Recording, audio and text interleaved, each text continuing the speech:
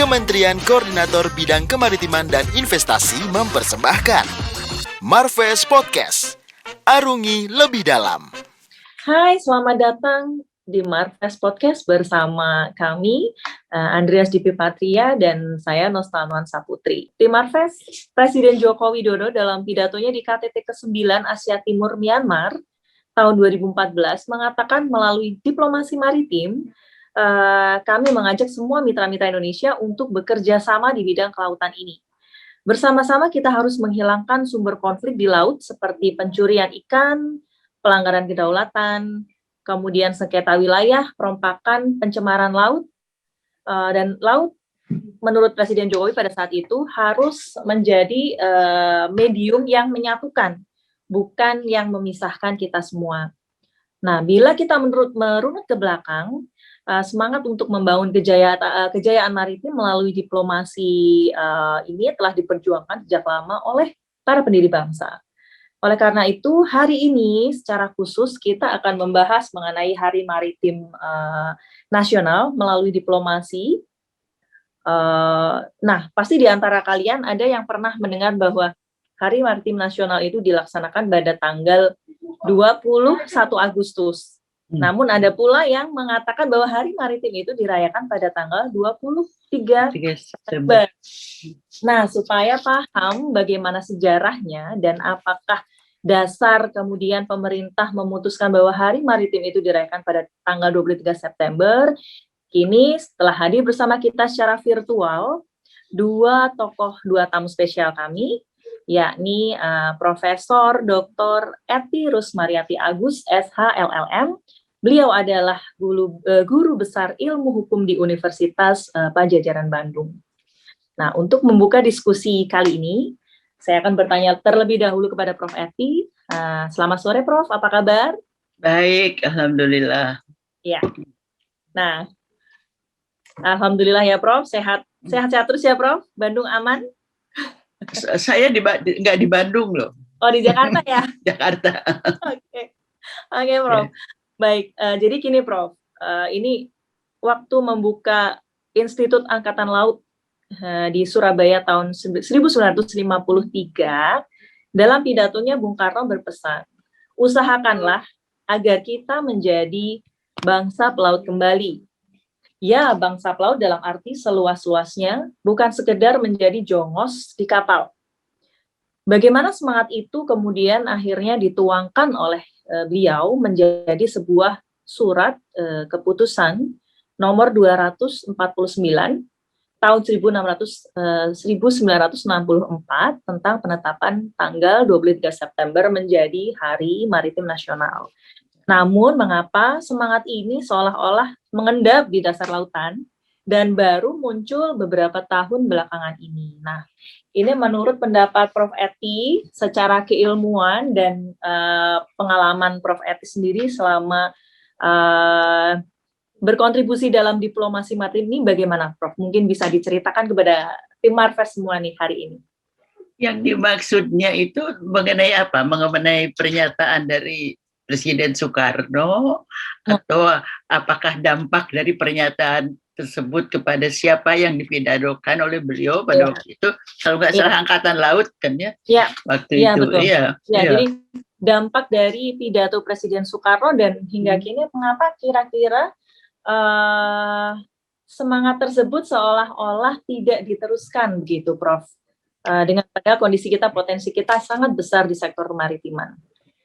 Betul ya. Jadi ini juga yang mungkin saya salah kalau ngomong gini ya. Saya kan guru yang mengajar para mahasiswa tentang hukum laut gitu ya.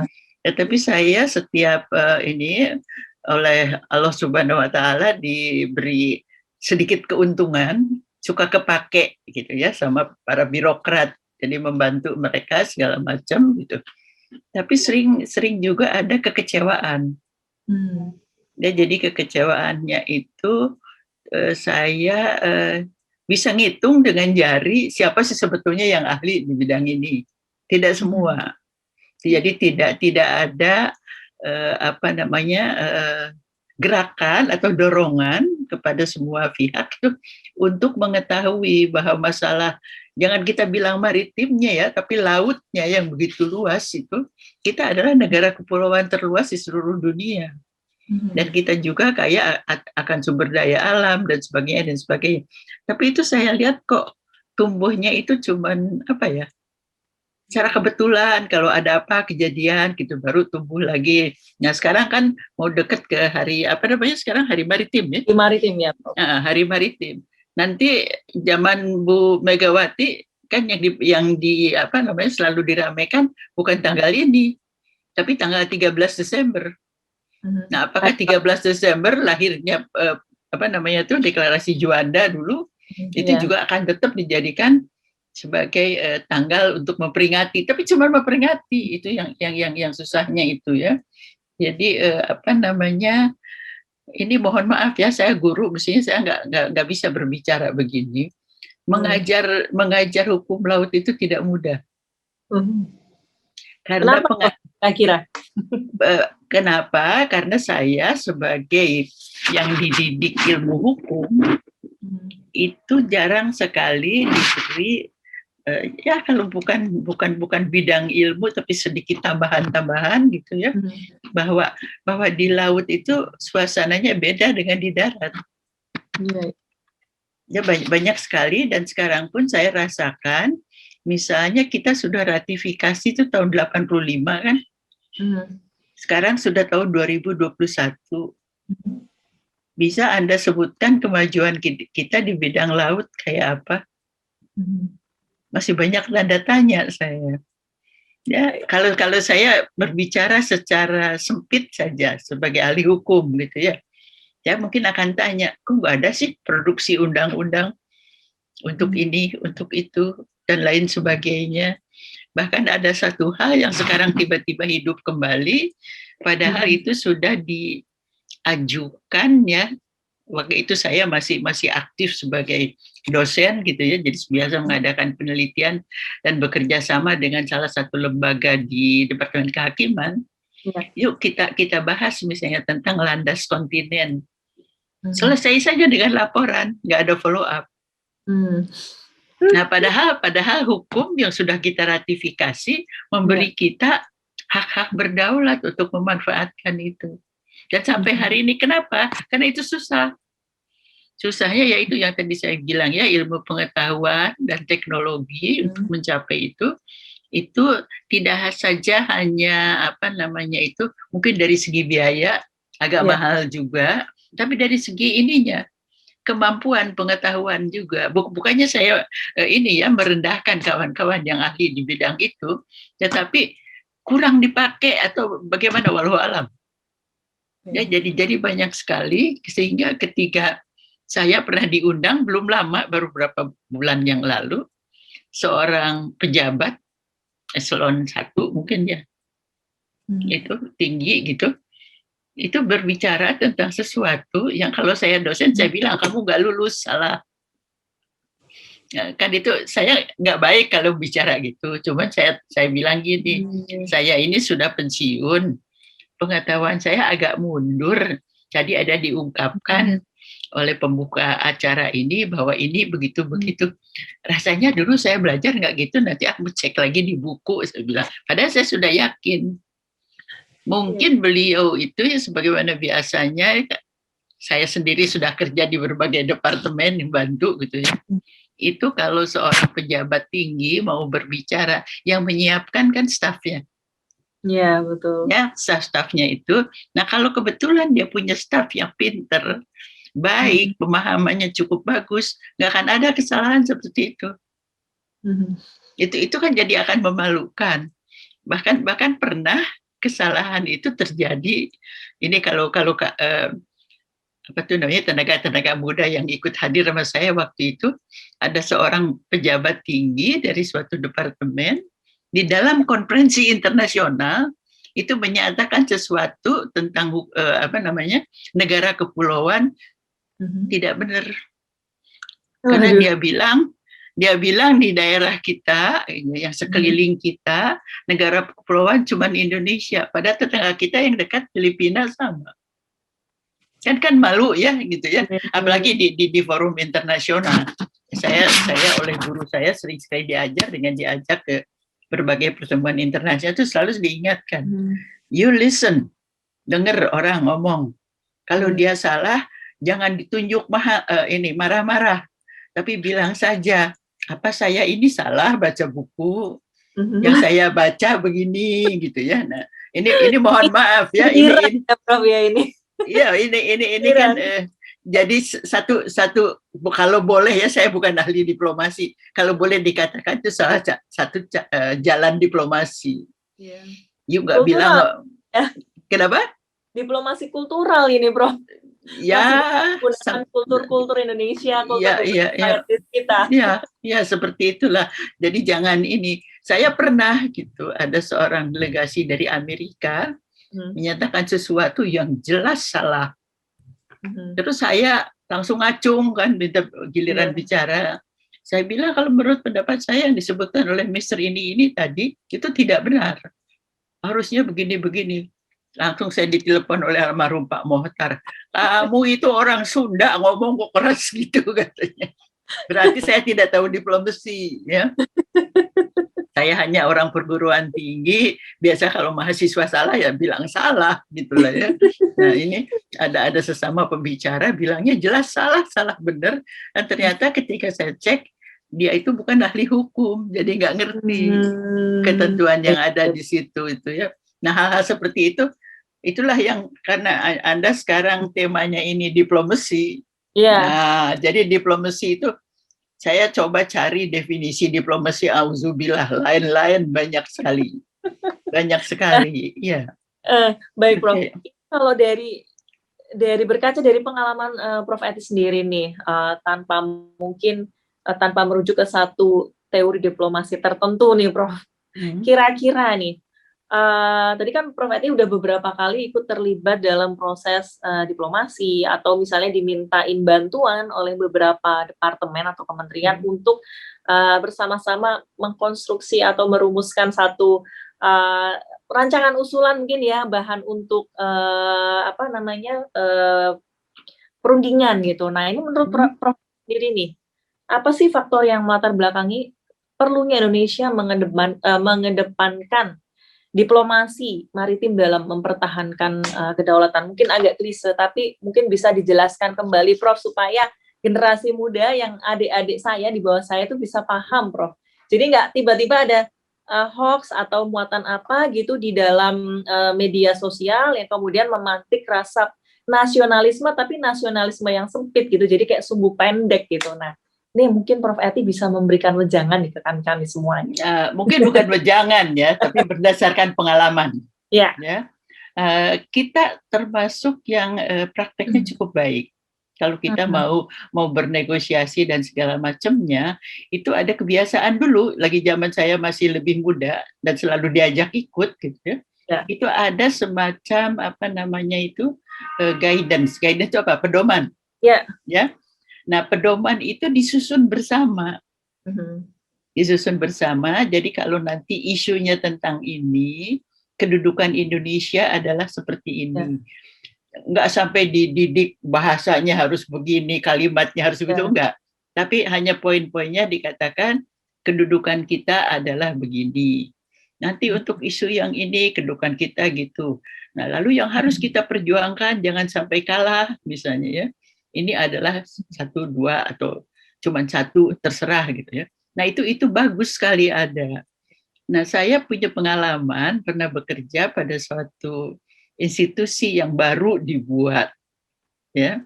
Jadi tidak ada pengalaman seperti itu atau sebuah yang sedang menjabat di institusi tersebut belum punya pengalaman ketika akan mengadakan suatu perundingan negosiasi. Itu tidak ada istilahnya itu bukan batasan tapi pedoman lah yang seperti saya katakan tadi ya. Jadi harus tahu gitu bagaimana. Nah, ada yang agak memalukan buat saya karena biar jelek-jelek saya jadi saya bukan pejabat gitu ya di birokrat gitu.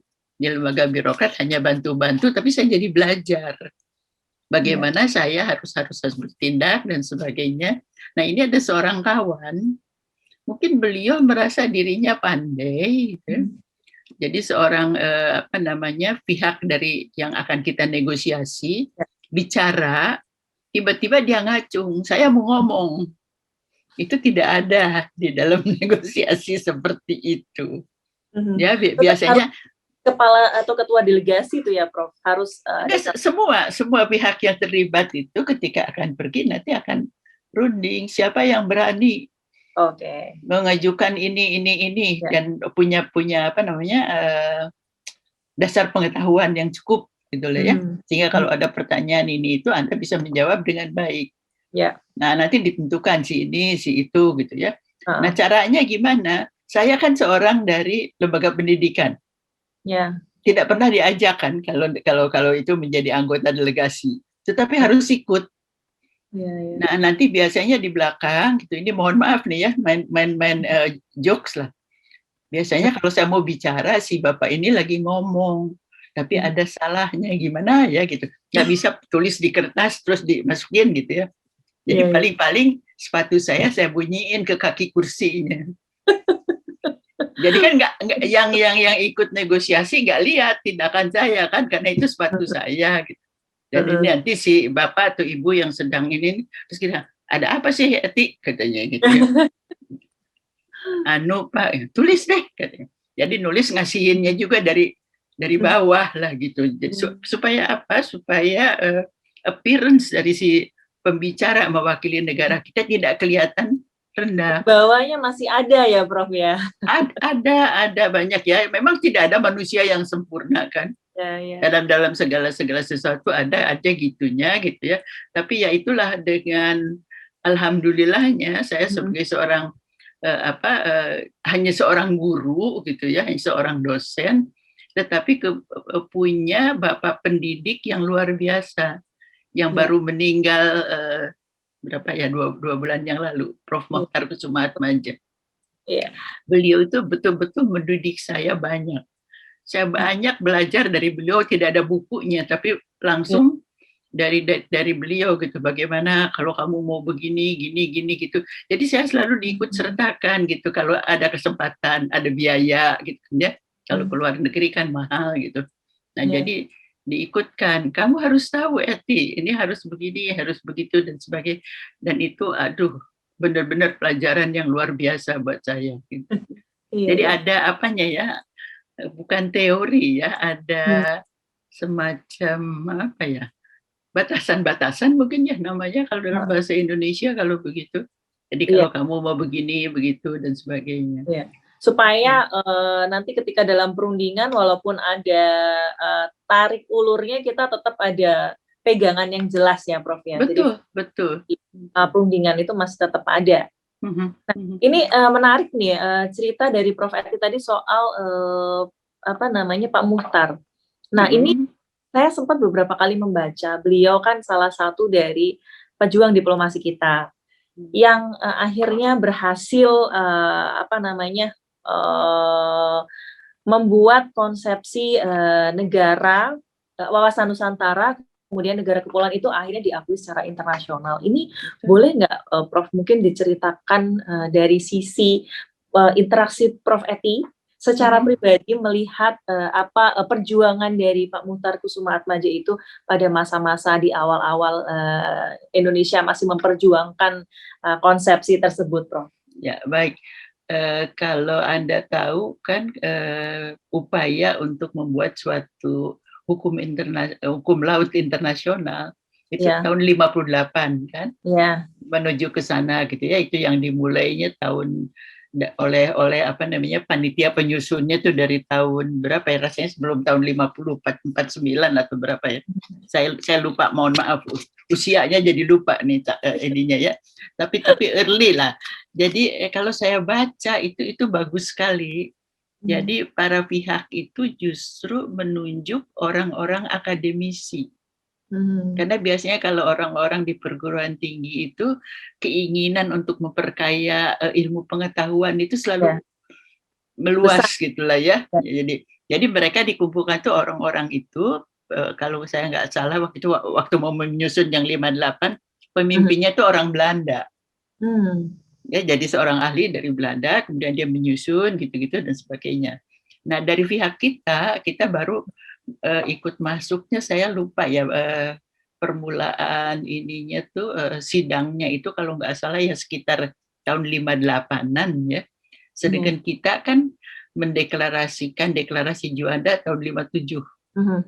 Ya. Nah, jadi kita ke sana punya mimpi kan, kita akan bicara ini tentang negara kita yang secara geografis begini, secara budaya begini, secara ekonomi segala macam. Nah, tapi ketika mau bicara di sana, sebelum pembicaraan gitu ya, itu tiba-tiba di panitia persiapannya yang disebut International Law Commission, delegasi dari Amerika itu mempertanyakan apa-apaan itu Indonesia bikin proklamasi seperti itu. Ya, jadi memang itu. Jadi ketika ketua delegasi kita Menteri Luar Negeri pertama Mr. Ahmad Subarjo itu memberikan ini mewakili delegasi Indonesia berbicara bukan pada yang pertama kali, pada yang kedua, dengan alasan saya mendengar pihak Amerika mempertanyakan apa yang kita lakukan ya. Karena apa? Dengan kita membuat suatu deklarasi Juanda, beberapa hal aturan-aturan hukum internasional yang waktu itu masih berjalan dan ada, itu Indonesia tidak sesuai. Karena kita membuat suatu kalau para ahli menyebutnya itu suatu compulsory necessity, keperluan yang benar-benar perlu gitu ya. Karena kita kondisinya beda kan. Misalnya satu gitu ya, ini kalau ada anak muda mudah-mudahan bisa nangkep nih. Pengertian kepulauan archipelago itu ya, ada yang mendefinisikannya adalah suatu kelompok pulau-pulau yang dihubungkan dengan perairan. Cuman begitu. Sedangkan yang lain memiliki suatu definisi yang beda. Laut yang menghubungkan, ada satu laut yang di dalamnya ada pulau-pulau. Kan beda. Tadi pulau-pulau dihubungkan oleh perairan, tapi ini enggak, satu wilayah perairan yang di dalamnya ada pulau-pulau. Coba mana yang lebih cocok dengan kondisi Indonesia? Satu laut yang di dalamnya ada pulau-pulau, Prof. Masih ingat Subah Palapa ya? Belajar kan? Iya. Subah Palapa, Gajah Mada itu menyatukan. Waktu itu penghitungannya masih 13.000 pulau kalau nggak salah ya. Sekarang walau alam berapa ini karena namanya sekarang 17 ya. Iya, 17.000. Tapi kalau yang sudah diberi nama itu sekitar 16.506 pulau, Prof. Oke. Nah itu pada waktu Gajah Mada aja itu tahun berapa kan 18-an kali ya, bukan 19 ya. Mereka sudah punya di dalam keyakinannya bahwa sekian belas ribu pulau itu adalah satu kesatuan, satu negara. Nah itu kalau sama nanti kata si Amerika, kamu itu kan cuma ada wilayah perairan yang ada pulau-pulau yang terhubungkan karena ada perairan itu saja, tapi itu bukan wilayah kamu. Apa dia nggak belajar sejarah gitu ya? Nah, biasanya kan kita tahu banyak sekali orang yang sedang mempelajari sejarah Indonesia. Yang lebih pintar dari kita mengenai sejarah kita itu banyak sekali di luar itu. Jadi ini kok ngomongnya seperti itu gitu. Nah jadi pada waktu itu juga Mr. Ahmad Subarjo itu membacakan satu ini, dia bilang saya itu tertarik untuk minta giliran berbicara karena apa yang dikatakan oleh Amerika. Ngapain itu si Indonesia tuh bikin seperti itu?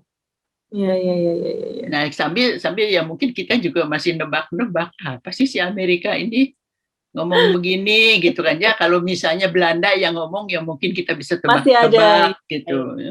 Jadi itulah ininya ya di awalnya. Jadi ini ada sesuatu yang mungkin kurang banyak ditulis, tapi saya kebetulan karena saya muridnya Pak Mohtar dari dulu tuh kertas putih apapun yang dikumpulin sama Pak Mohtar suruh diberesin, saya suka ikut baca gitu lah ya. Nah, ternyata kita itu jadi pada tahun 58 itu mengajukan bahwa kita itu sebagai suatu negara kepulauan. Ya. Nah, tetapi tidak banyak yang mendukung.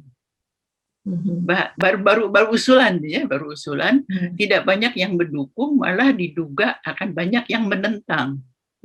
Nah, dalam suatu sidang di konferensi PBB, kalau ada sesuatu yang diusulkan oleh satu negara atau apapun gitu ya, kemudian ditentang, itu akan dicabut. Jadi usulannya tidak ada. Tidak diterima. Ya, nah, apa yang dilakukan oleh Indonesia pinter. Mereka sudah pada waktu itu delegasi kita sudah bisa menduga, wah ini nanti bisa hilang dari perkembangan hukum laut ya, apalagi pembentukan negara kepulauan sebagai suatu undang-undang baru ya, Prof, itu ya. Kenapa?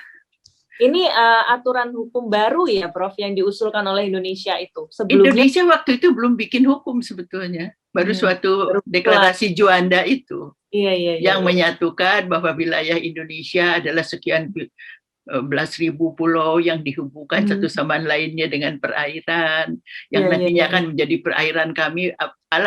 Saya dulu sih apal tuh bahasanya ya, sekarang sudah lupa. Nah anyway, gimana itu, Prof? Nah, ketika bisa melihat kemungkinan seperti itu, yang dilakukan justru sangat bagus. Dicabut kembali usulannya. Karena kalau tidak dicabut, banyak yang menentang, itu akan dicoret, akan hilang dari negosiasi itu. Jadi udah saja dulu, gitu. Nah ini bagusnya ya, yang benar-benar sangat saya puji. Saya selalu bilang sama Pak Mohtar, ini kayaknya bapaknya juga yang pinter, saya bilang gitu ya. Kok bisa, saya bilang mengenai ini, kamu tuh katanya bisa aja baca yang gitu, orang lain nggak tahu katanya gitu ya. Ya tapi kan Pak, saya bilang saya belajar kan gitu ya. Nah anyway, sesudah itu justru ya, kalau di salah satu pertanyaan yang you bilang tuh, sejarahnya gimana sih diplomasi maritim kita, betul, ya. Betul. Nah itu saya lihat itu di yang saya ingat ya, kebetulan saya nggak bawa nih ke Jakarta bahan-bahan yang saya punya di rumah. Itu dimulai ya, selain dari tadi tahun 58 yang diusulkan tapi kemudian ditarik kembali ya. Kemudian setelah itu justru munculnya itu bukan di sidang umum PBB. Menarik. Tapi seperti ya cukup menarik. Tadi saya coba catat, saya punya kayak catatannya kira-kira siapa saja ya di Komisi 1 PBB itu dulu ya. Nah kemudian kalau Anda tahu, kita kan punya organisasi negara-negara Asia Afrika. Ya, nah salah satu badan yang bekerja di bidang hukum itu apa yang disebut AALCC, Asian African Legal Consultative Committee kalau nggak salah ya namanya itu. Itu suka mengadakan sidang. Nah di sidang itu bicara adalah, Anda pasti kenal juga Pak Hasim Jalal. Nah, iya nih. Ya, nah Pak Hasim Jalal menceritakan komisi kita tentang negara kepulauan. Itu tahun berapa? Tahun 71. Saya coba catat tadi itu tanggal 28 Juli. Oke, berarti itu rentetannya udah beberapa tahun dari awal. Sesudah itu, betul. Jadi pada waktu itu kita kalah lah gitu ya dalam pengajuan, tapi kita cukup baik untuk menarik kembali langkah untuk bisa maju beberapa langkah kemudian ya, Prof. Ini. Betul. Dan apa yang kemudian dilakukan yaitu melalui itu berbagai macam organisasi di luar PBB ya. Kita bicara, kebetulan kalau kami ya para akademisi dari perguruan tinggi itu suka punya istilahnya organisasi lawyer di bidang ini gitu ya. Nah kebetulan ada satu forum yang bagus yang hanya membicarakan hukum laut. Itu namanya itu The Law of the Sea Institute. Didirikan memang di Amerika, tapi bukan punya Amerika, terus berbagai negara dari seluruh dunia ikut. Jadi ini lebih independen ya, Prof. Dia tidak berbicara on behalf of one nation gitu ya, Prof. Ya bisa saja mungkin kalau ditanyakan why is your nation in the position like that, oh okay, from what I heard, jadi dia tidak melibatkan negara kan, hanya dia katakan apa yang saya dengar. Nah kalau Pak Mokhtar pada waktu itu mereka sedang berbicara tentang ini, ini konsep negara kepulauan ini kok rasanya makin berkembang aja, ya tadi di EELCC kan dibicarakan. Nah kemudian tetangga kita Filipina sama pikirannya. Ada lagi siapa tuh Indonesia, Filipina, terus Fiji, ya yang di Pasifik itu sama Mauritius satu lagi itu ya, yang berbicara sama-sama. Bukan Mauritius, salah, Malta. Nah itu kita semua selalu berbicara, oh kondisi kita sama. Tapi yang paling sama, bukan sama gitu ya. Siapa yang kalau saya pakai istilah komando jelek juga ya. Tapi yang itu mempunyai landasan yang cukup baik itu Indonesia. Karena kita tidak hanya melihat dari geografis, tapi tadi yang sudah disebutkan ya dari ekonomi, dari kebudayaan, dari segala macam. Itu kan menjadi satu kesatuan. Dari dulu kan kalau nelayan atau tukang dagang dari Jawa mau jual beli ke Makassar nggak pakai kapal terbang kan? Iya betul. Selalu pakai melalui laut gitu kan. Jadi itu itu transportasi antar pulau itu sudah tumbuh pada waktu itu. Jadi bahkan ini cukup itu ya Prof ya. Jauh sebelum itu juga sudah zaman Gajah Mada itu. Sudah tumbuh juga. Jadi itu satu ini juga. Jadi yang saya ingat kebetulan saya kan nulis disertasi, mengadakan penelitian. Ya kalau saya orangnya kan nakal gitu ya. Yang ada di kolong ranjang apapun kertas saya lihat gitu lah ya. Nah, ini kebetulan saya dapat beasiswa untuk melakukan pengumpulan bahan itu di Belanda gitu ya. Nah di sana kan kepustakaannya lebih bagus lah dari kita. Jadi saya cari, yaitu ada pertemuan dari Law of the Sea Institute tadi. Jadi ini lanjutan dari yang sesudah Pak Hasyim. Sesudah Pak Hasyim, nah Pak Mokhtar itu di sana membicarakannya dengan judulnya tuh, saya lupa apa ya judulnya tuh. Pokoknya tentang negara kepulauan. Prof Eti, mohon izin sebentar, Prof. Ini rupanya Pak Dubes Hafaz sudah bergabung bersama. Oke, silakan. Ya, sebentar. Saya klik dulu ya, Prof. Say hello dulu ke anak saya. Sebentar. Tuh, udah ada fotonya. Iya. Hai, Mam. Nah, selamat pagi, Pak Dubes. Pagi. Apa kabar? Baik. Nah, ini sudah ada para idola saya nih di sini. Pak Karo, silakan Bapak kalau ingin menyapa Prof Eti dan Pak Dubes Hafaz pada siang hari ini. Baik, terima kasih Mbak Nuan. Ini terima kasih Pak Dubes nih, Pak Hafaz sudah bersedia memenuhi undangan kami, juga Prof Eti. Bagi saya ini penghargaan yang luar biasa. Pak Dubes, ini kita sekarang di Kemenko Marves ini kan ada suatu unit baru. Jadi dulu kita namanya BIH Pak ya. Nah sekarang ini 1 tahun terakhir ini kita punya Biro Komunikasi dan mohon izin saya sekarang diminta untuk menakodai Biro Komunikasi ini, dan kami punya program ini untuk teman-teman generasi muda dan kemudian untuk masyarakat juga untuk mengenalkan kembali gitu apa yang disebut dengan tadi Bu Eti luar biasa udah menceritakan sejarah banyak nih Prof. Pak Dubes. Ini menarik, saya kira tadi Mbak Nuan juga udah menggait kita diskusi ya. Kami melihat bahwa apa yang disampaikan Bu Eti tadi, Prof Eti tadi, bahwa kami kemarin mencoba melihat beberapa literasi gitu ya, kemudian ada catatan tanggal 23 September nanti itu kan ternyata berdasarkan keputusan Presiden nomor 249 tahun 64 kalau nggak salah, itu zamannya Bung Karno, itu adalah hari maritim. Tapi lucunya ini Prof Eti, Pak Dubes, nggak pernah kita mencoba merayakan itu secara nasional gitu. Saya cari lagi literasi, saya dapat dokumen tahun 68, naskah pidatonya Presiden Soeharto untuk perayaan Hari Maritim 23 September di Manado. Saya jadi bertanya sama teman-teman nih, wah ini kenapa dalam sejarah 57 tahun sejak Bung Karno mencanangkan 23 September Maritim ini nggak banyak catatan yang kita pernah lakukan untuk mengingat itu, dan kemudian apa kita lupa dengan maritim ini gitu. Nah tadi Prof. Eti menyampaikan bagaimana sejarah dan perjuangan pendahulu-pendahulu kita, founding father kita untuk membangun Indonesia ini gitu.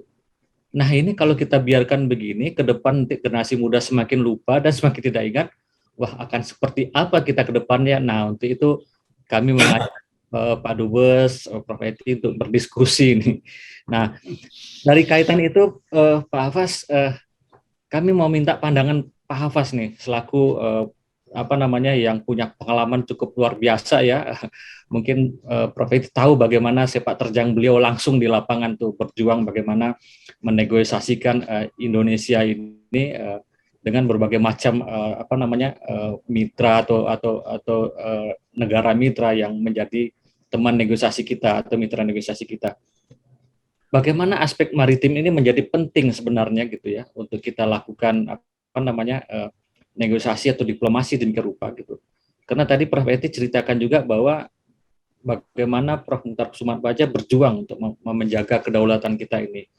Nah, menurut pandangan Pak Dubes sendiri, ini seperti apa nih kita melihat ini? Pertama, satu hal tadi bahwa kita banyak lupanya nih tentang kemaritiman. Yang kedua, kita pengen tahu nih sejauh mana nanti masyarakat kita kenal nih dengan diplomasi maritim nih. Ini pandangan awal dulu nih, Pak Dubes nih, gimana nih kalau kondisi seperti ini masih terjadi ke depannya itu? Ya, makasih Pak Karo, Prof. Eti. How are you, Mom? Everything is okay? Okay. Sebenarnya masalah kemaritiman bagi Indonesia itu, kalau menurut saya nggak penting ya. Tapi itu gimana ya, bukan penting lagi, jadi gimana ya, lebih mendasar daripada penting gitu. Karena kalau penting itu kan oke, ini prioritas, ini penting gitu ya, tapi kalau kemaritiman itu kan kita tanah air, Sumpah Pemuda itu keharusan gitu, itu embedded, itu ya itu misalnya analoginya itu kalau ya manusia itu harus bernafas, full stop gitu. Jadi kalau dikatakan bernafas penting ya enggak ya penting, tapi kan as human being we have to breathe kan begitu. As Indonesian ya we live dalam tanah dan air, dan seharusnya itu menjadi bagian dari kehidupan kita sehari-hari, menjadi cara pandang kita sebagai bangsa, ya kan, menjadi suatu cara Indonesia itu melihat dunia gitu. Bangsa laut itu bangsa yang tidak introvert, bangsa yang tidak melihat ke dalam gitu kan. Bangsa yang melihat cakrawala yang luas, horizon yang luas. Nah, itu memang perlu ditanamkan Pak Karo secara sistematis kepada murid-murid kita, anak-anak kita dari mulai kecil, dari mulai SD, SMP, SMA, karena way of thinking, mindset itu harus itu diciptakan. Itu tidak terus tiba-tiba dia bisa punya mindset kelautan maritim, enggak. Karena contohnya nih ya, dari Gunung Merapi yang masih bisa kita naikin itu kan nggak jauh ya dari Jogja. Itu kan hanya paling-paling sekitar 15 km di atas gitu. Tapi dari titik itu ke Laut Gunung Kidul itu kan sebenarnya juga nggak jauh juga, cuma 40 km gitu. Tapi kalau seseorang itu hidup di Gunung Merapi terus, tidak pernah ke laut, ya dia tidak pernah melihat dirinya sebagai bangsa laut.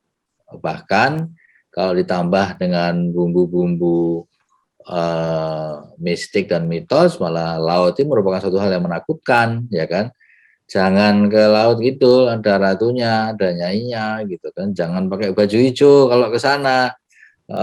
Nanti kamu keseret ombak. Jadi laut menjadi sesuatu yang scary, menakutkan gitu.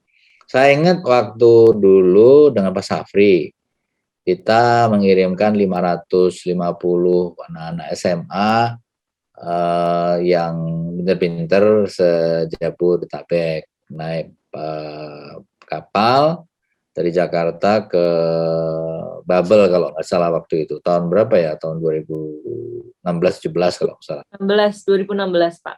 2016 ya, ya. Nah, kita tanya waktu itu ke anak-anak SMA itu, siapa di antara kalian yang pernah pergi ke laut dan naik kapal gitu. Dari 500 anaknya yang ngacung jadi 15. So, it's very bad.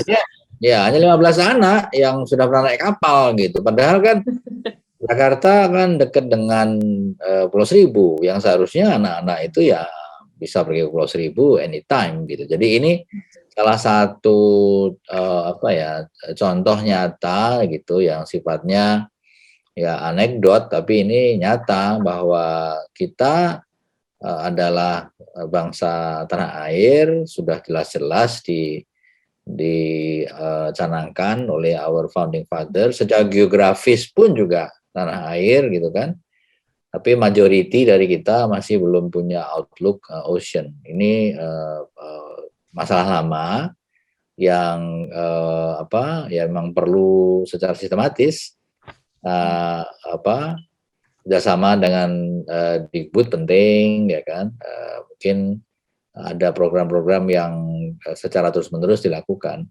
Waktu saya posting di Portugal itu pernah jadi negara maritim yang kuat di dunia, bersama-sama dengan Spanyol kan, sebagai adventurer dan juga penjajah sampai ke Brazil waktu itu.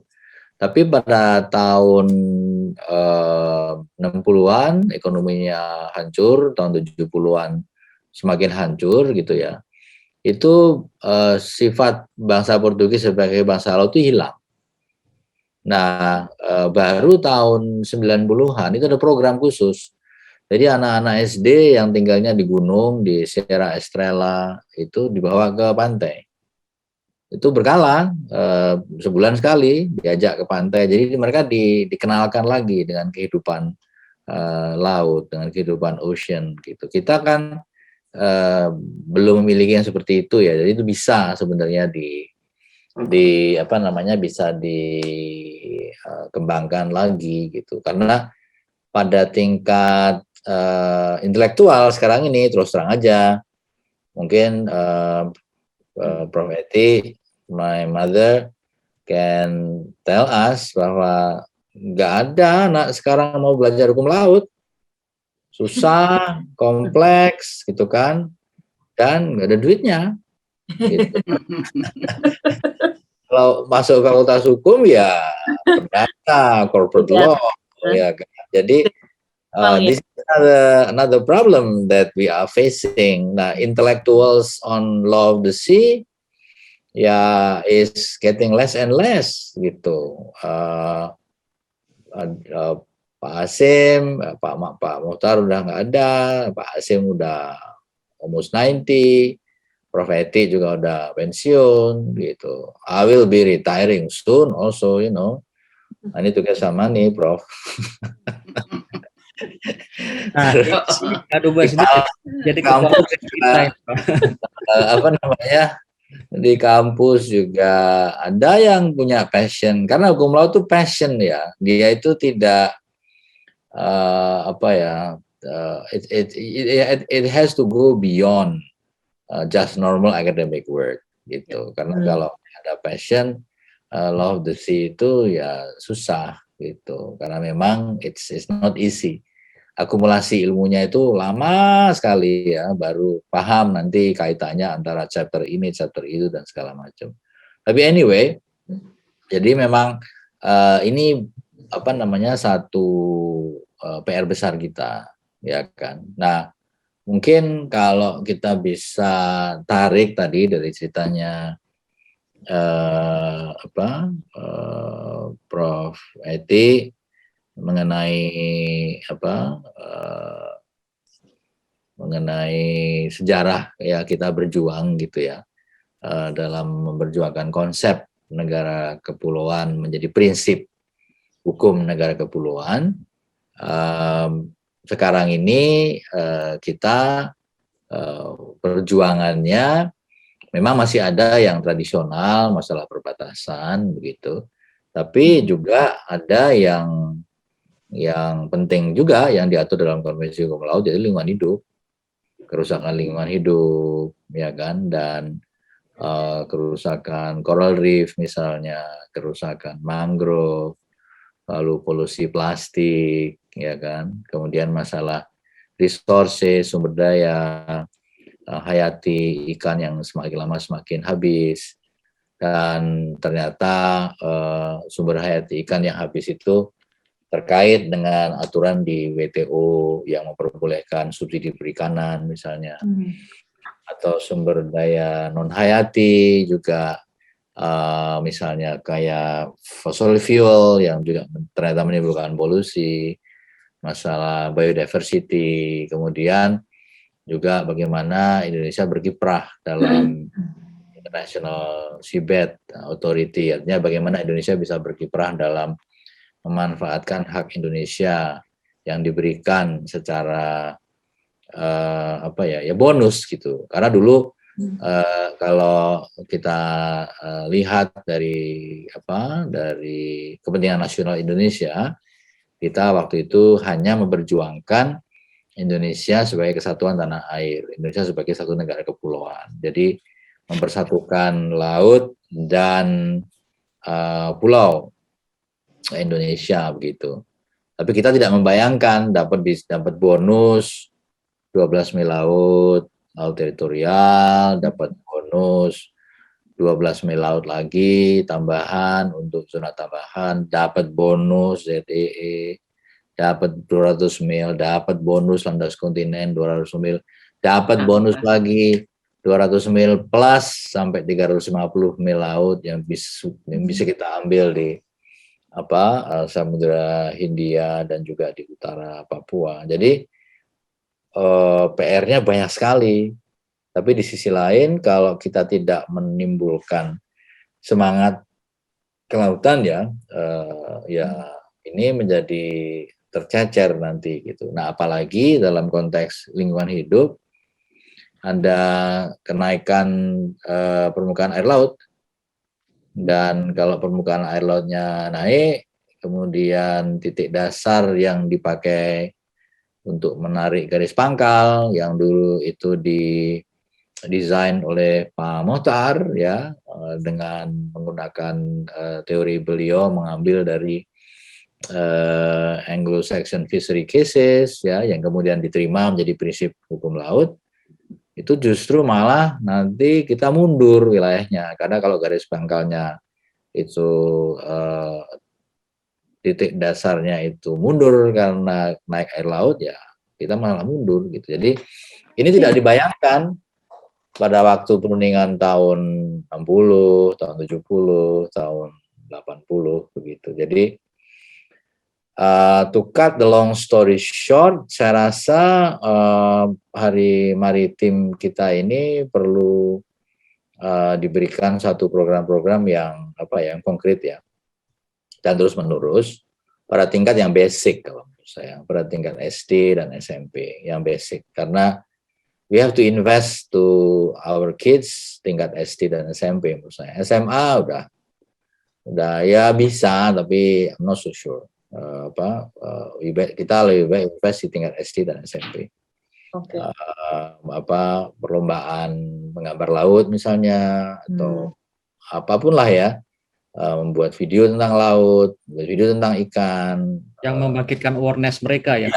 Tapi you go to the level SD, SMP, SMA sudah banyak main game dia, udah pengaruh. Ya. Menarik nih Pak Fas, saya jadi ingat beberapa waktu yang lalu nih Pak, anak saya yang kelas 5 SD itu ada pelajaran IPS. Di situ dia ditanyakan apa keuntungan Indonesia sebagai negara maritim. Nah, di situ tapi gurunya itu tidak, atau di dalam konteks konseptualnya tuh belum diperkenalkan apa sih sebetulnya negara maritim, negara kepulauan, itu belum ada. Pak Hafaz nih, apa menurut Bapak nih kira-kira apa sih yang perlu ditambahkan, mungkin muatan apa yang perlu ditambahkan untuk anak-anak SD sehingga mereka akhirnya bisa paham bahwa konsep-konsep mengenai kemaritiman kepulauan seperti itu, Pak? Yang simple, yang sederhana sebenarnya. Ya, jadi hal yang sederhana bahwa Indonesia itu negara tanah air, ya, di airnya, di lautnya ada apa aja sih, gitu kan? Ada koral, ada ikan, ya, ikan mana yang Nemo misalnya, gitu kan. Jadi pemahaman mengenai lingkungan laut itu penting, gitu. Kalau diberikan pemahaman mengenai pelabuhan, ya it's too much ya. Tapi lebih pada lingkungan laut, ya, mengenai kura-kura misalnya, turtles, gitu. Jadi lebih pada hal-hal yang menarik perhatian anak-anak, ya, bahwa kehidupan laut itu penting dan harus dijaga, gitu. Jangan buang sampah di laut misalnya. Ada beberapa foto yang cukup dramatis ya di Indonesia Timur. Saya pernah lihat waktu itu, teman-teman dari Bandung pernah menunjukkan pada saya foto di Indonesia Timur, tulisannya begini, buang sampah ke laut, gitu. Itu ada, jadi di sungai lalu dibuang sampahnya di laut, gitu. Jadi ya gimana ya, gitu kan. Kemudian mungkin kabupaten-kabupaten yang di pinggir laut misalnya, ya harus punya satu ini passion yang sendiri. Itu not easy, I know. Karena saya ingat sekali itu, bayangin ya, Prof Eti, tahun 2016, Mam, saya pergi ke Labuan Bajo. Kita kan ribut mengenai masalah marine plastic debris kan. Waktu itu tuh tahun 2016 yang namanya Labuan Bajo tidak punya dinas sampah. Can you believe that? Tidak punya dinas sampah, gitu. And probably until today Raja Ampat itu tidak punya dinas sampah. Correct me if I'm wrong. Jadi saya tanya, lalu siapa yang take care hotel, katanya. Jadi hotel-hotel itu runan, bayar orang untuk membersihkan sampah-sampah yang ada di sekitar Raja Ampat. So it's not kabupaten, dan ini di Raja Ampat. So it's very interesting. Jadi artinya lots and lots of work, gitu, untuk benar-benar menjadikan kita tuh sadar bahwa we are the nation of ocean.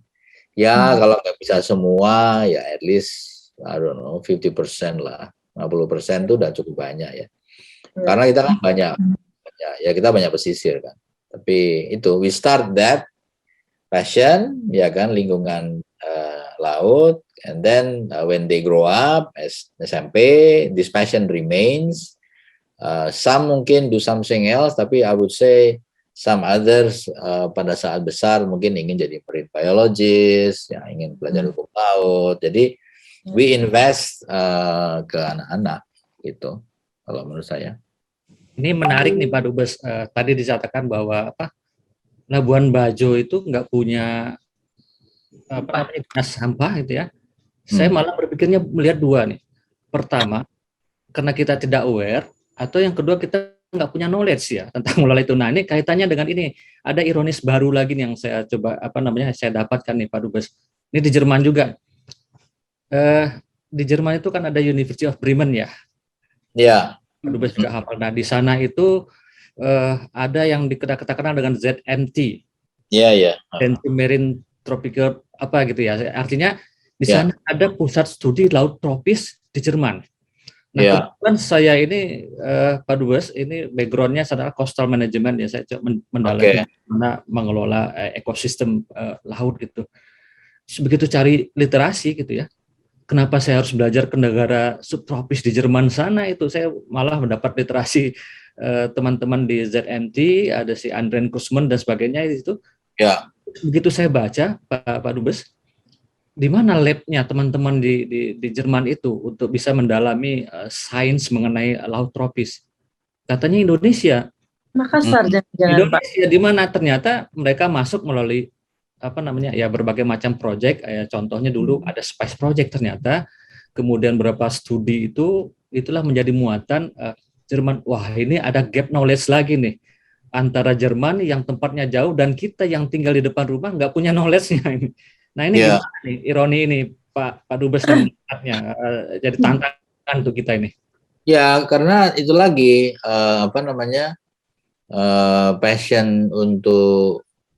passion for oceans itu not enough. Sehingga pada level intelektual, tadi saya sampaikan ke kita semua diskusikan, jadi pada level SD, SMP, SMA, even at intellectual levels, itu tidak maksimal begitu. Padahal kan sebenarnya itu bisa di develop di universitas masing-masing atau di lembaga nasional gitu ya.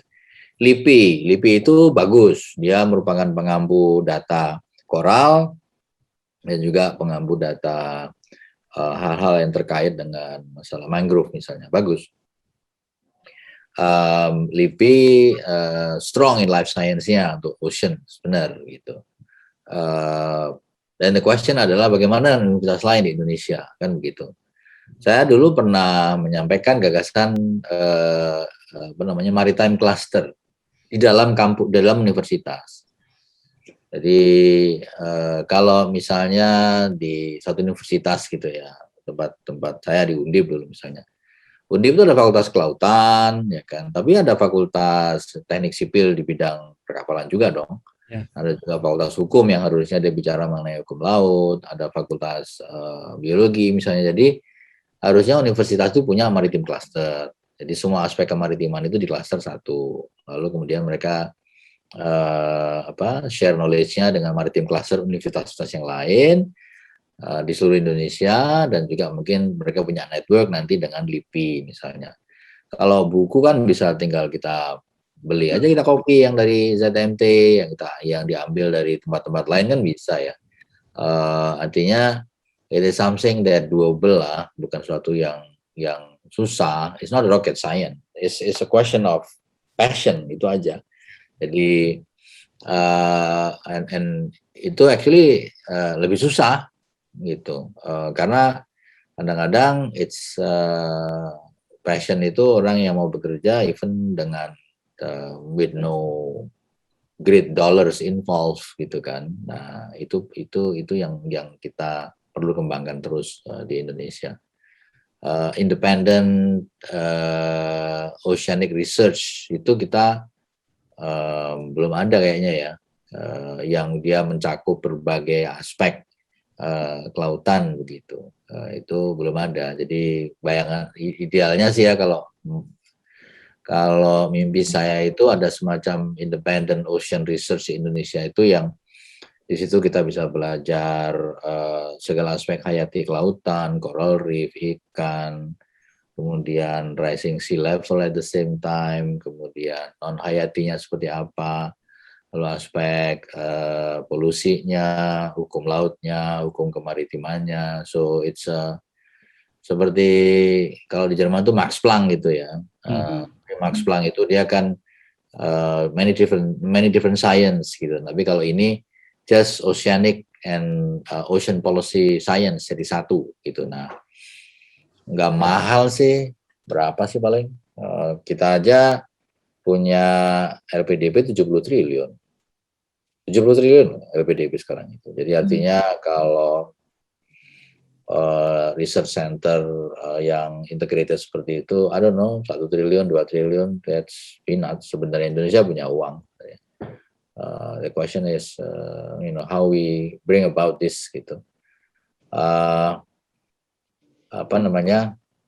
Dulu pernah tuh saya ngobrol-ngobrol dengan beberapa teman gitu ya, perlunya Indonesia atau Asia Tenggara membuat pusat studi hukum laut internasional yang mumpuni gitu. Diambil sama Singapura ya Bu Eti. Diambil sama Singapura, sama Fakultas Hukum Universitas Singapura dan US gitu. Dan ada CIL, Center of International Law akhirnya, Pusat Hukum Internasional. Ya, ada orang Amerika kan di situ. Iya, dan ada orang Amerika yang mencerdaskan. Iya, dan kebetulan ya saya salah satu penasehatnya, Bu. Waduh. Jadi penasihatnya bukan cuma saya, ada 15 penasihat internasional termasuk hakim-hakim gitu ya. Tapi artinya Singapura saja bisa membuat ya. Jadi kalau kita bisa membuat yang lebih komprehensif lagi, lebih integrated lagi, saya rasa itu bisa mudah itu. Itu sih my take gitu. Tapi we need to invest on our younger generations.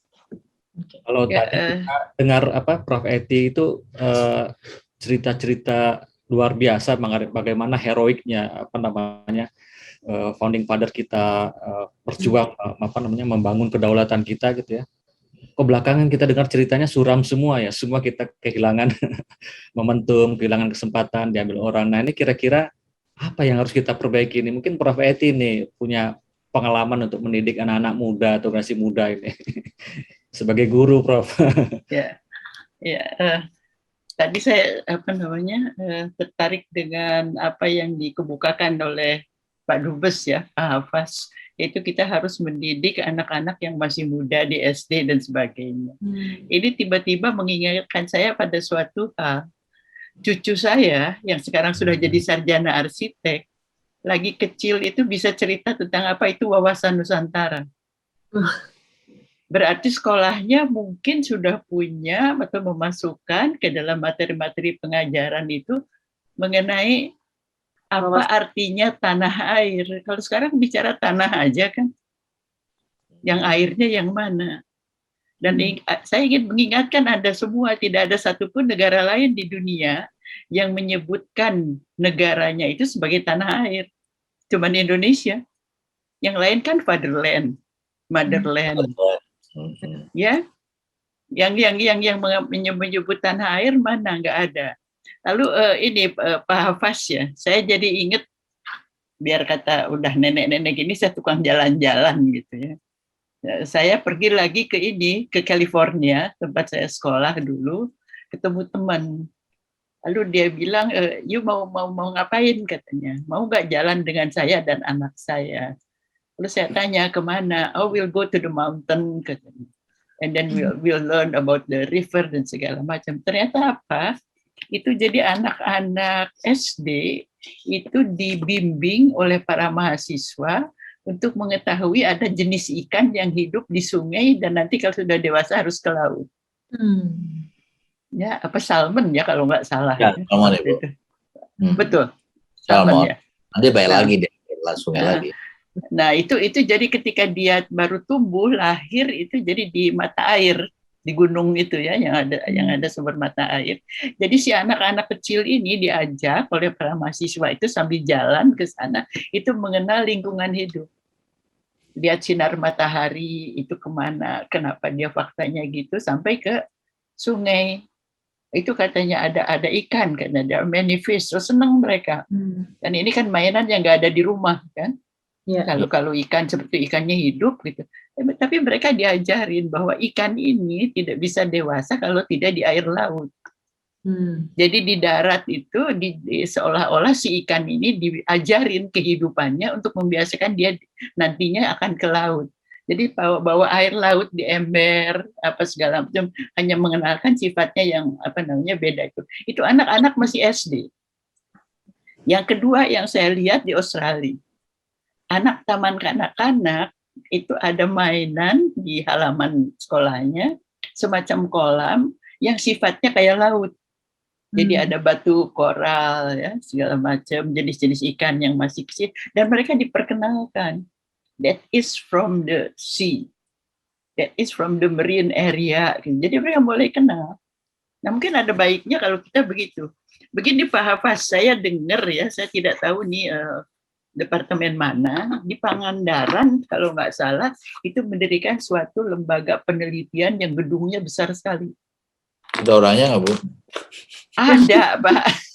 Tapi adanya ya gitulah, macam-macam di lab gitu.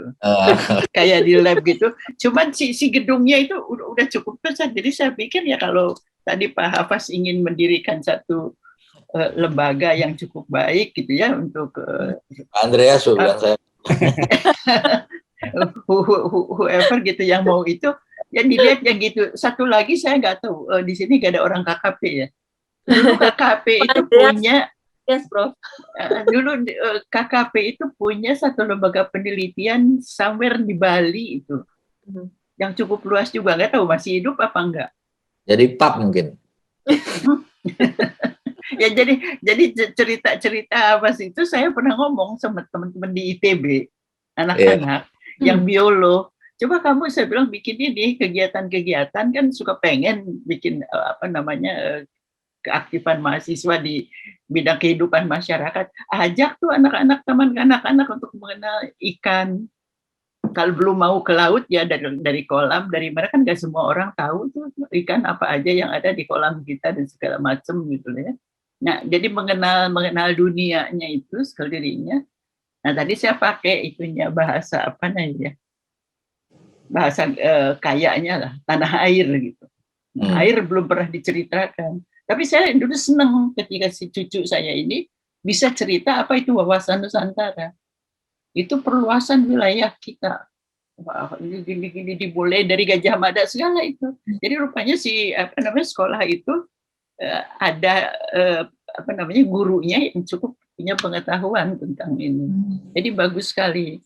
Tapi seperti yang dikatakan tadi oleh Pak Dubes ini, saya juga sedih. Hukum laut itu kayaknya makin mati. Tidak semua fakultas hukum itu, mungkin saya salah ya, karena saya sekarang sudah pensiun, yang melahirkan orang-orang yang menulis hukum laut dengan baik gitu. Penulisan banyak, auzubillah, penulisan banyak. Tapi ketika saya baca, lah ini kan yang dasar aja, beberapa maritime zone yang harus diketahui oleh orang-orang yang belajar hukum laut. Tapi ini kok dia salah. Seperti ada yang bicara bahwa di International Seabed Area kita punya kedaulatan. Jangan marah, Pas. Jadi berarti kita nih bodoh nih. Ya, yang seharusnya kita bisa memperluas pengetahuan mereka ya seperti itu gitu ya. Jangan bicara di lembaga-lembaga yang mungkin interestnya ke laut sedikit gitu ya. Tapi yang interestnya tinggi ke laut juga, coba Anda tanyalah, ada nggak yang tahu betul apa? Misalnya saja kalau di bidang perikanan antara pengertian konservasi. Conserving itu apa? Oh, katanya melarang orang untuk tidak menangkap ikan di daerah itu. Saya kan jadi sedih betul dengarnya gitu. Padahal beliau ya pejabat yang cukup tinggi, seharusnya punya pengetahuan tentang itu kalau dia emang bertanggung jawab untuk bidang itu. Nah, ini yang susahnya nih. Nggak tahu nih kalau Pak Hafaz mau pensiun nanti menjadi rektor Universitas Kelautan. Nah, ini kata kuncinya Prof Eti, passion tadi. Jadi saya menarik. Kalau tadi Pak Dubes cerita anak-anak sekarang itu seharusnya bisa menggambar, menulis tentang laut ya. Saya jadi ingat ini masa kecil saya. Saya ini termasuk anak-anak yang generasinya kalau menggambar tuh gunung, sawah, dan seterusnya gitu. Dan kalau boleh saya jujur nih, Pak Dubes nih, saya curhat boleh. Saya waktu masuk kuliah mengambil jurusan Marine Science. Ya. Itu adalah pilihan ketiga dan bagi saya sebenarnya adalah kecelakaan. Jadi artinya, loh, saya tuh sering dijuluki teman-teman tuh tersesat di jalan yang benar gitu. Jadi dulu saya nggak punya passion loh belajar mengenai Marine Science itu ya. Dan kemudian begitu saya dapat itu saya anggap kecelakaan itu pilihan ketiga kuliah saya, udahlah saya pasrah aja daripada nggak kuliah. Tetapi begitu saya lihat potensinya sekarang lah, justru pada saat kita menguasai knowledge mengenai marine, mengenai maritim, ya kita bisa menguasai banyak hal. Nah ini yang mungkin kata Prof Edi tadi, mungkin dulu saya nggak punya passion ini.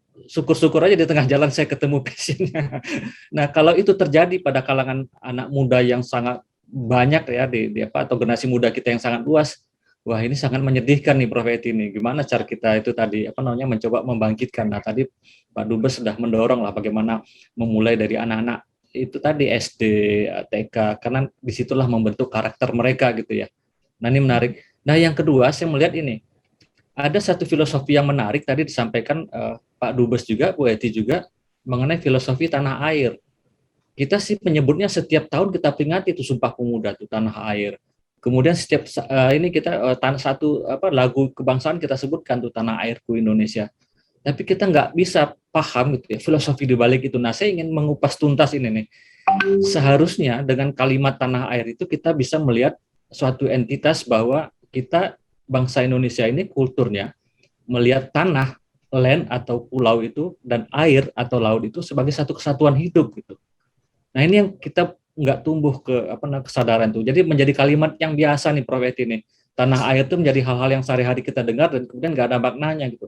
Tapi kalau orang asing tanah air, wah ini pandangan yang filosofis sekali nih, melihat kesatuan hidup antara tanah dan air, antara daratan dan lautan, dan disitulah sebenarnya knowledge mengenai manajemen sumber daya kemaritiman itu sendiri gitu, atau kelautan sendiri itu. Bagaimana melihat satu kesatuan hidup antara darat dan laut itu. Nah ini bagaimana nih cara kita mempropagandakan tanah air ini untuk bisa menjadi wawasan yang lebih masif di kalangan pemuda, dan kemudian memang mereka sadar itu filosofinya, bukan hanya sekedar menyebut di mulut itu Pak Dubes tuh kan. Kita kadang hanya lepas di mulut ya, selesai disebutkan kita nggak paham tuh filosofinya. Nah, saya kira walaupun ini sederhana jadi menarik ini kalau ini salah satu yang menjadi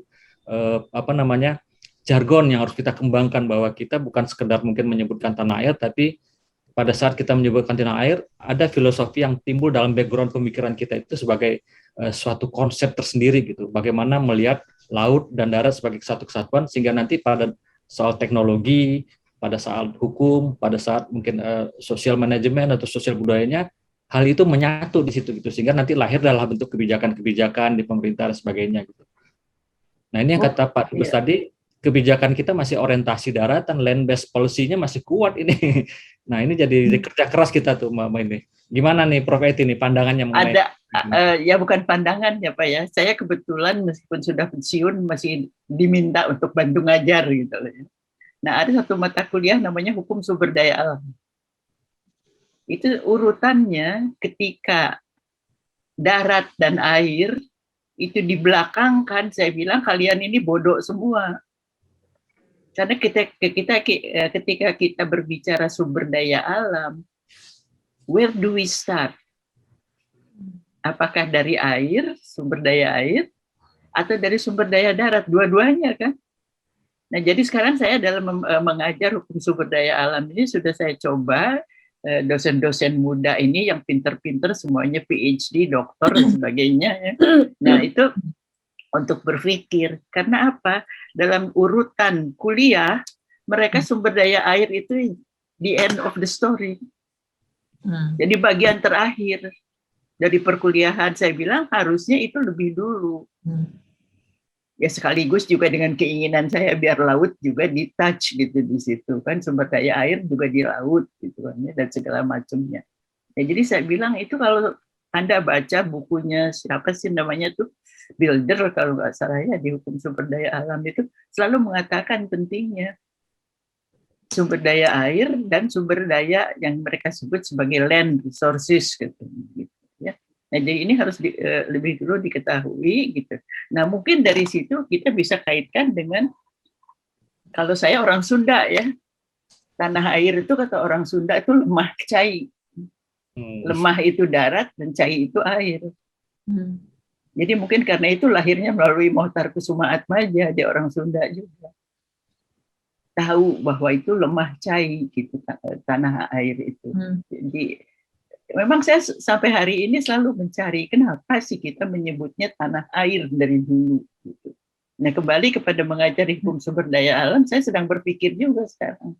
Kalau dipikir-pikir ya, kita tidak akan mengenal resources yang ada di darat, kita tidak akan mengenal resources yang ada di sungai atau di danau dan kemudian di laut. Nah, dengan pelajari itu, jadi akhirnya kita tahu bahwa no matter what, gitu ya, kalau kita depend pada natural resources, sumber daya air dan sumber daya darat, dan kalau di laut mungkin dasar laut, itu akan menjadi penting juga. Gitu.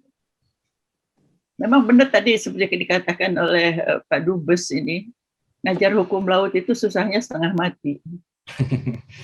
Kalau saya mau menentukan batas terluar landas kontinen, mempelajari fasa 76 aja, aduh, bolak-balik, telepon lagi kawan di geologi, telepon lagi yang ahli ini, ahli itu. Itu kayak apa sih? Kenapa di satu dikatakannya apa tuh isobat ya, isobat gitu. Sedangkan yang di lain the depth of the sea segala macam gitu. Kenapa sih begitu? Jadi saya ikut kuliah gitu, kayak kuliah di ITB jadinya. Belajar dulu. Nah itu mungkin tadi seperti kata Pak Hafaz, kalau pengajar hukum laut nggak ada duitnya, tapi bisa hidup kok. Aku pensiunan nih, alhamdulillah lah. Dengan laut itu masih laku juga, sekarang masih ada yang nelpon, Bu bisa ngomong. Tadi sudah ada yang nelpon, ini Bu Mbak Kamla yang terdiri dari berapa negara tuh ya, saya lupa itu, yang biasanya dilakukan di Semarang. Ibu bisa nggak kasih viral? Oh ya oke aja saya bilang, karena apa, diskusi biasanya kita.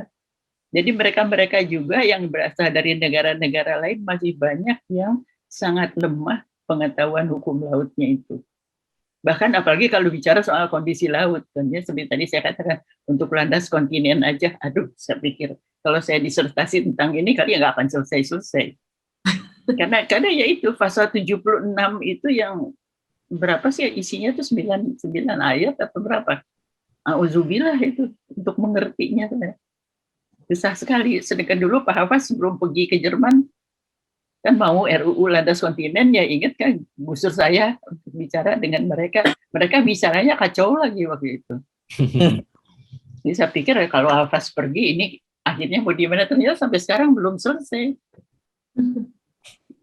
Sudah dikirim ke DPR, ya, mudah-mudahan di DPR ada yang ngerti gitu. Kalau nggak ada ngerti, nggak tahu nantinya undang-undang seperti apa gitu ya. Nah ini tantangannya lah, susah ya. Biar kata saya udah nenek-nenek gini, masih interest juga lah baca-baca gitu perkembangannya seperti apa. Nah, dan kalau ini membudayakan orang-orang supaya mengenal laut, saya bukan ahlinya lah. Iya, terima kasih. Jadi artinya semangatnya Prof. Eti ini luar biasa dan kami merasa berkewajiban meneruskan semangat ini ke generasi muda nih. Nah, saya pertanyaan lain ke Pak Dubes nih. Pak Dubes, ini kita tahu kan kita banyak betul challenge ya tadi disampaikan oleh Prof. Eti, banyak yang harus kita benahi gitu ya. Dan tentunya kita harus mengakselerasi ini semua. Sederhana saya pengen informasi aja nih. Ini lebih maritim mana sih, Indonesia atau Jerman sih menurut pandangannya Pak Dubes ini? Dan kemudian kalaupun nanti dalam interaksi kedua negara itu perlu kita bangun, apa yang bisa kita pelajari secara cepat gitu ya untuk melengkapi pengetahuan kita, knowledge kita seperti yang disampaikan Prof. Eti tadi gitu, untuk melengkapi itu supaya kita bisa mengelola laut ini dengan benar gitu. Jadi saya ingin kembali yang ke basic tadi Mas. Jadi mindset ya, kemudian land-based thinking. Sebenarnya land-based thinking itu bukan problem bangsa Indonesia saja. Saya punya pengalaman tahun 2015 ke Paris, ikut dalam perundingan Paris Climate Change, ya kan. Saya diundang untuk bicara dengan beberapa kelompok negara-negara kepulauan dan negara-negara yang punya care dengan laut begitu ya. Itu kita menjadi minoritas karena di dalam konteks Paris Agreement barangkali ini saya mungkin salah ya at least lah 95% negosiator Paris Agreement itu forester, orang hutan. Dia orang hutan ya, ahli forestry semua. Dan barangkali salah satu problem dari forester itu dia melihatnya pohon. Kadang-kadang dia nggak melihat hutan, dia melihat satu pohonnya aja. Jadi dia melihat mikronya begitu. Kemudian dia melihat forest in general. Bahkan para ilmuwan di bidang gambut itu juga frustasi. Karena kalau bicara sama forester, ya ahli hutan, terrestrial people gitu, orang-orang ahli gambut itu didismiss gitu. Padahal gambut itu punya suatu kapasitas untuk menyimpan karbon yang cukup besar gitu. Nah, karena 95% plus maybe 99% negosiator di Paris Climate itu dari foresters, dari Kementerian Kehutanan dan Environment, again forestry. Jadi pada saat kita oceanic people itu bicara, di dismiss gitu, dan dianggap nggak penting dan nggak didengerin gitu. Oleh karena itu terwujudlah di dalam Paris Agreement suatu dokumen hukum yang mengikat secara resmi di bidang lingkungan hidup untuk melawan climate change. Hanya ada satu kata ocean. Dan ironisnya kita hidup di planet yang 20% adalah ocean. Dan kalau ditambah lagi air, mungkin 90% dari planet Earth itu water. Water di rivers, water di lakes, dan water at the ocean. Jadi menjadi semakin ironis gitu ya, orang yang ditinggal di planet bumi 90% air, tapi Paris Agreement-nya hanya bicara laut, hanya satu kata saja di preambul dan tidak mengikat. Dan itulah sebabnya maka kita yang passion di bidang laut at the global level itu kesel gitu. Nah, tapi kita kan nggak bisa cuma kesel aja kan. Jadi kita kesal dan berbuat sesuatu. Kemudian akhirnya Indonesia dengan Fiji waktu itu menggagas yang namanya SDG 14 Life Underwater, dan itu dibuat di New York. Waktu itu Pak Luhut ke sana, saya dampingi beliau, Bu Susi ke New York. Jadi itu menjadi satu global movement untuk mengatakan kepada Paris Agreement bahwa you are wrong. Dan kemudian sedikit-sedikit mereka mulai menerima gagasan ocean. Lalu di Chile juga sudah mulai diterima, dan Chile menjadi blue COP ya, bukan green or forest COP tapi blue COP.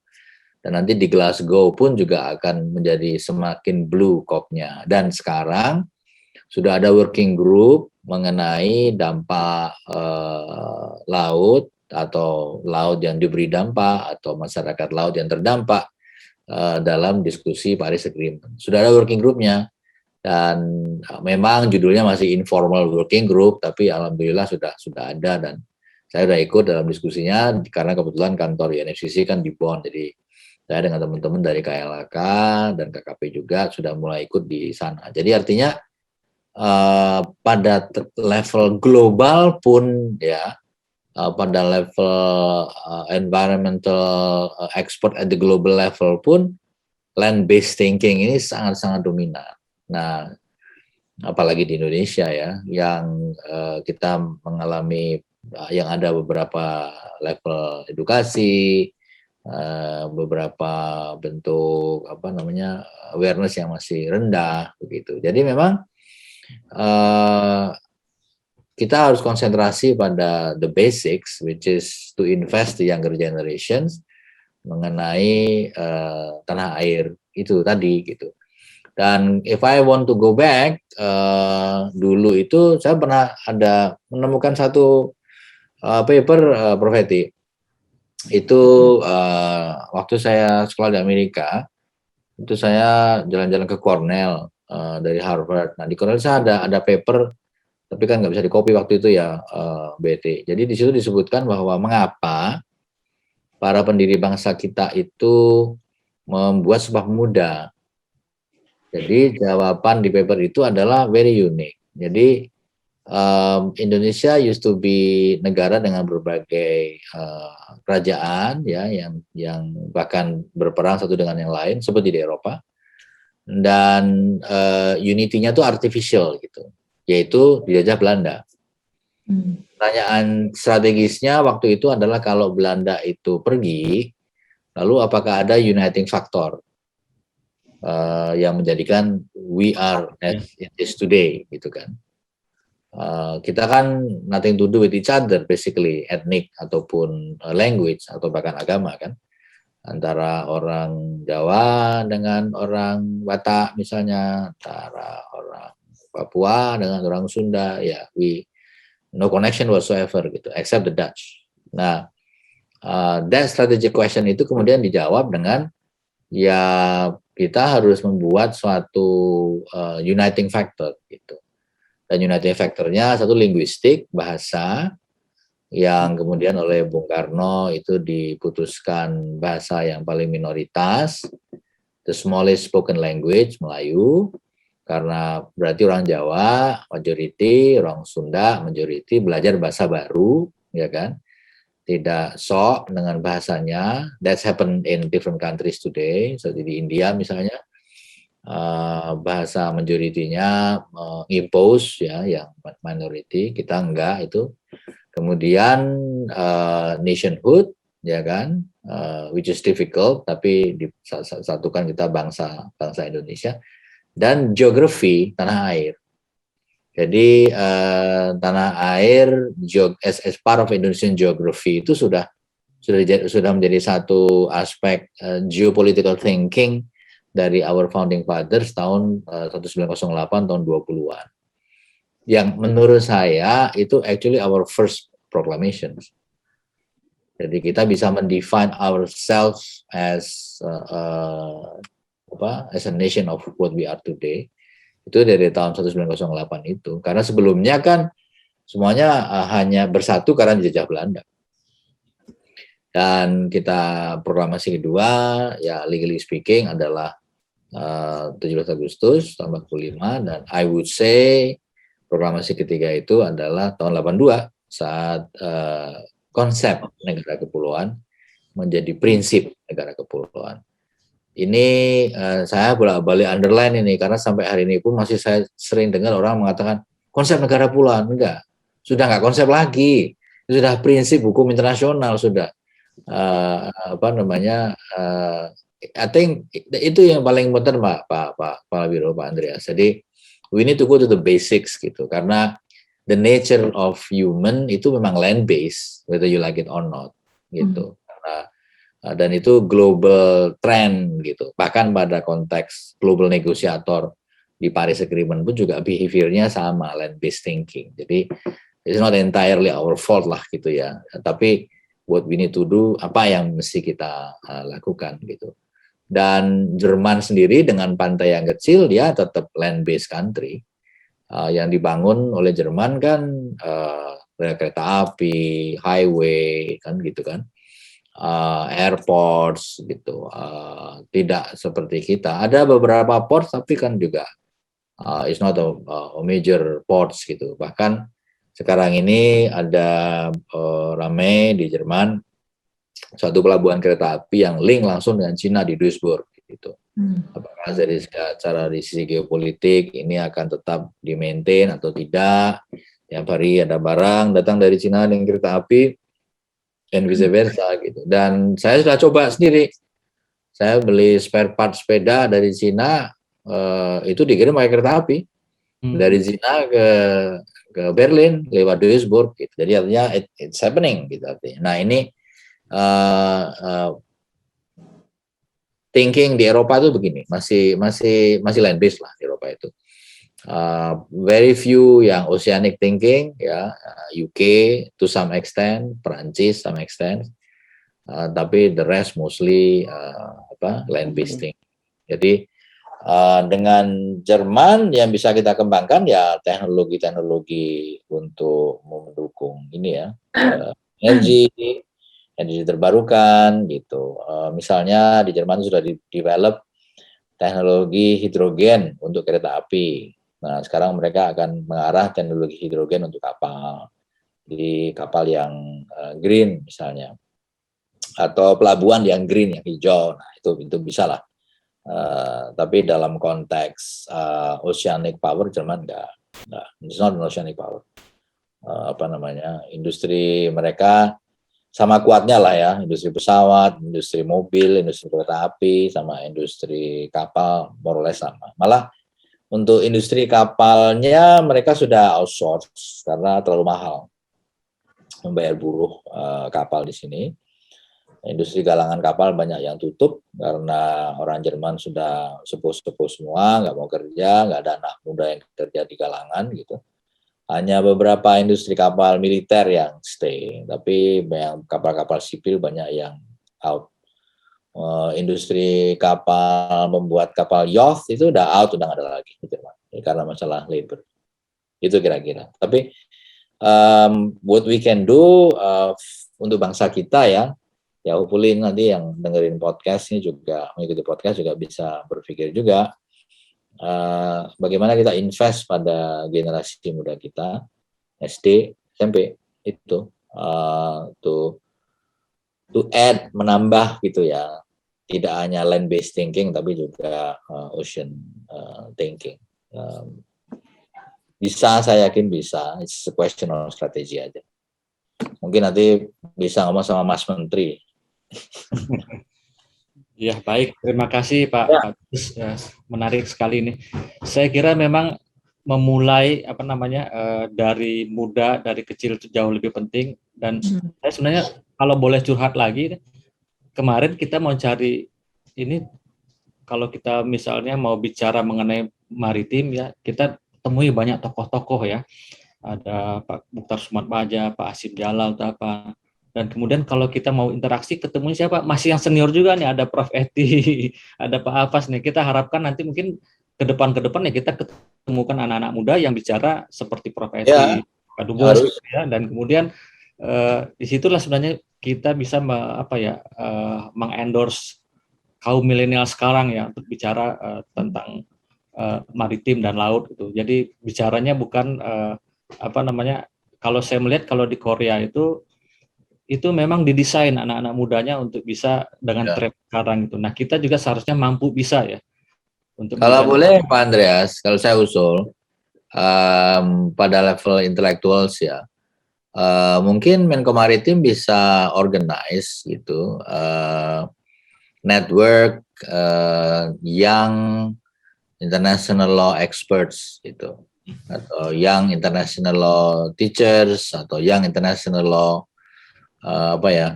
community gitu. Jadi mungkin di level, kalau di Kemenko Maritim ya mungkin level eselon 2, eselon 3 gitu kan. Kemudian di kampus mungkin ada dosen-dosen, itu bikin network gitu. Nanti diskusi secara reguler, mungkin nanti kita juga diundang, saya once a while, Prof. Eti. Jadi kalau ada yang perlu dibantu di pemahaman untuk meluruskan kan bisa juga kita bantu. Kemudian kita encourage mereka untuk menulis riset ya, untuk menulis di jurnal, kita harus push mereka supaya naik ke permukaan gitu. Dan itu bisa diorganize sebenarnya, dan tinggal dicari aja kan, mungkin di Sumatera siapa, dari usah di Jawa siapa, mungkin ada di Bali, mungkin ada di Sulawesi, mungkin ada di Papua.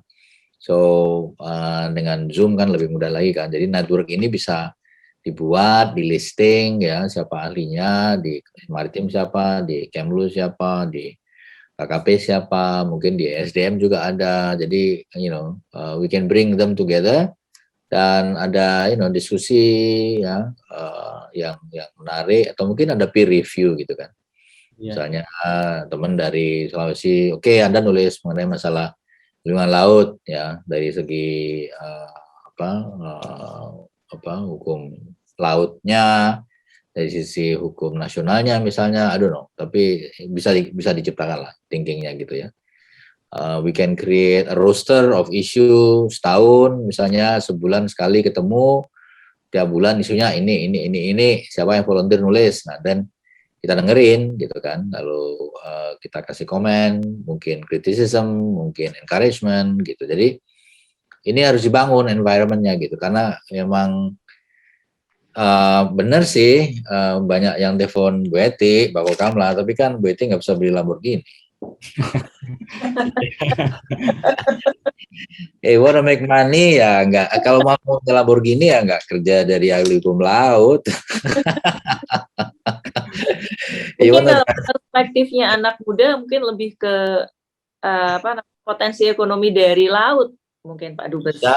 Bisa juga yang passion environment kan banyak juga. Ya, mungkin bisa ngajak artis-artis yang sedang diving gitu kan, diajak bicara.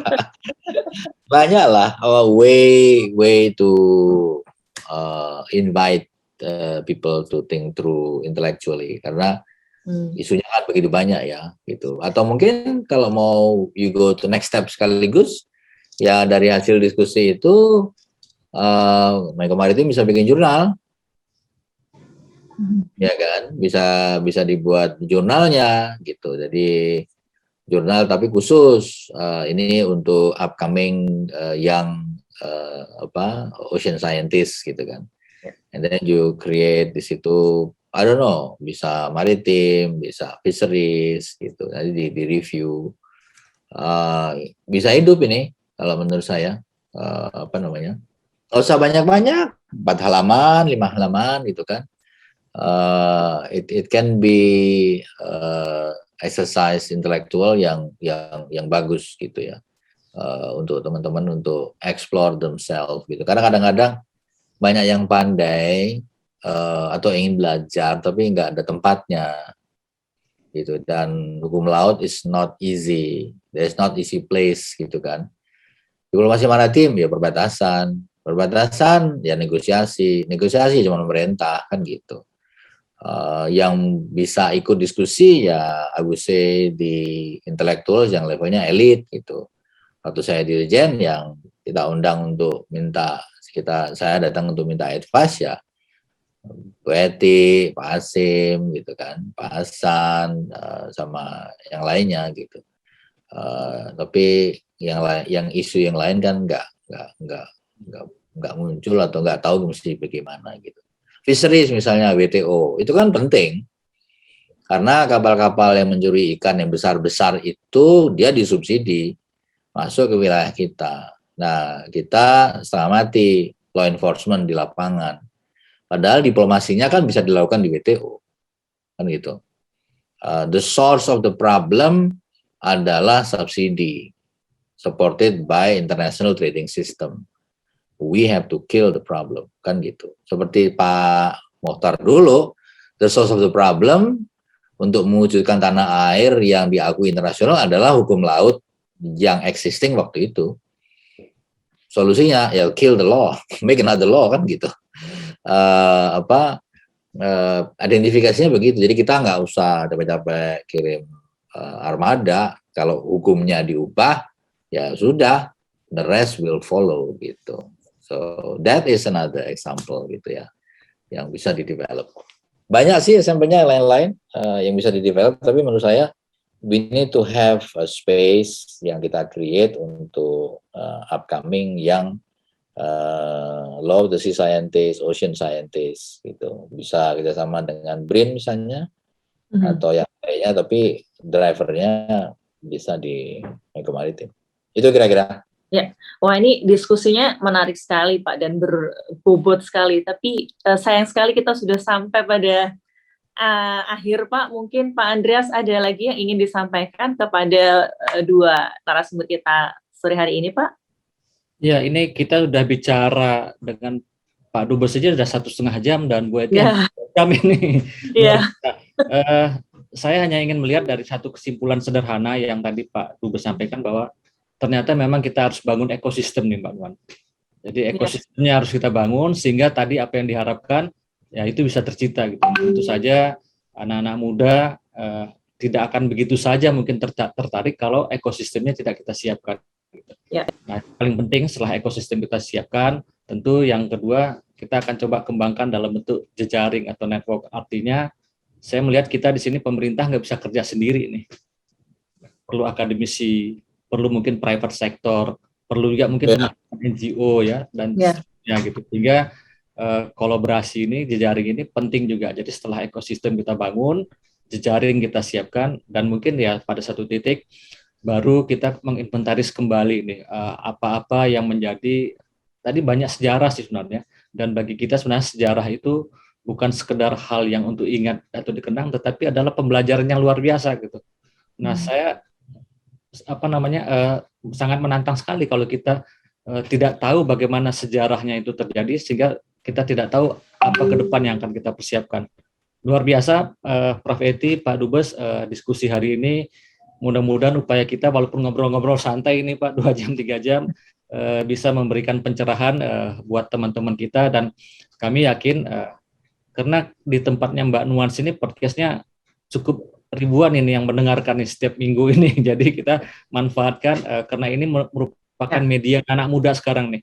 Kalau kita buat seminar, buat ini mungkin yang datang teman-teman dari kampus gitu ya. Tapi kalau anak-anak muda yang biasanya gemar dan jajan mungkin nontonnya melalui podcast seperti ini gitu. Setidaknya diskusi kita hari ini ya bisa mencerahkan lah, walaupun mungkin tidak bisa merubah banyak hal, tapi setidaknya ada yang tertanam di sanubari mereka setelah mereka mendengarkan banyak hal dari Prof. Eti dan Pak Dubes. Dari saya itu Mbak Nuan mungkin mau di closing silahkan. Iya, baik, terima kasih Pak Andreas, Pak Dubes dan Prof. Eti atas sharingnya pada sore hari ini. Mudah-mudahan ini bisa bermanfaat buat tim Marves sekalian, dan saya juga ingin mengucapkan pada tim Marves yang mendengarkan podcast Marves episode kali ini dalam rangka untuk memperingati Hari Maritim Nasional. Dan jangan lupa untuk selalu saksikan Marves Podcast di hari Jumat setiap 2 minggu sekali di YouTube channel Kemenko Bidang Kemaritiman dan Investasi RI serta di platform Spotify. Maritim kuat, Indonesia hebat, dan salam maritim. Terima kasih Bapak-Bapak, Ibu.